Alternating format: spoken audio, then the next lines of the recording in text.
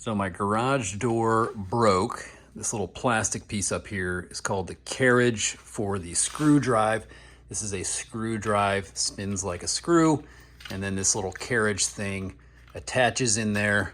You can see the little gears in there, and that's what slides back and forth, and it is attaching to the garage door right here. Here's the broken piece.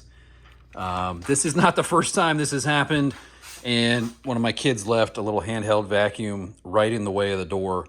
And this is the moment where I'm looking at that sensor, you know, the garage door sensor. I'm thinking, okay, listen, you have one job, which is to not close the door when there's something in the way. Well, somehow it didn't notice that and shut the garage door right on the little vacuum, which twisted this drive bar here, whatever you call that. So you can see how twisted that is. It's supposed to be straight up and down. So I'm gonna take a tool and I'm gonna bend that hopefully back in place. And then the carriage actually, it'll just slide, kind of slides freely when it's not attached to the gears. It'll slide down here off that end. Then I can slide my new one on and then reattach it here to the arm. And if everything goes correctly, that will fix the problem. I bought this directly from Genie. You can get them on Amazon, but make sure it is the one that you need. So all I'm really doing here is using this medium-sized pipe wrench to try to straighten this up a little bit. Sorry, I'm trying to camera work while I'm doing this. Just get that down to where it's flat again, like so. That looks a lot better. And now let's see if our old carriage will slide off easily. All right, so here's the old one. And this little spring here, now it's attached to the carriage drive. Now it's attached to the screw drive, excuse me. And so now it won't move. If I pull this out, it pulls that gear assembly down, and now this should slide off, hopefully. I need two hands for that part. So I got the new one on here. Now, if it's too tight for you to slide yours off, like this is actually really tight. There's barely enough gap for that new carriage to slide on.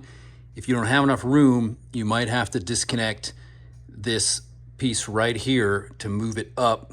This guy's kind of in the way. So if you do that, you're probably gonna need a second set of hands, someone to hold this up while you slide the old one off. And then it just slides right on. Just make sure you've got both channels on each side connected there. And you can see it's sliding back and forth. Now if I connect the teeth or the gears, okay, now it won't slide. So if I turn my garage door on again, now it's gonna go ahead and send that back and forth. And then there's a little magnet here. This is what tells your door to stop. Little metal piece inside here. So it hits this magnet, knows where to stop. There's a magnet down there as well, and that tells it when to stop when it's opening.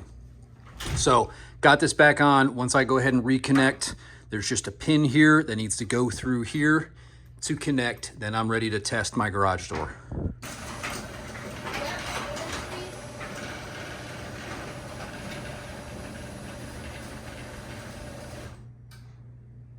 All right, so we are functional again. Here we go.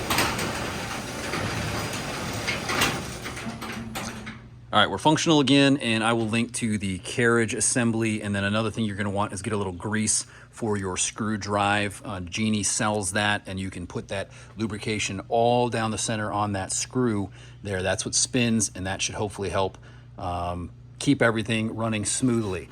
That wasn't too bad. It took me about 10 minutes, and hopefully if we don't leave anything under the door, this will continue to function.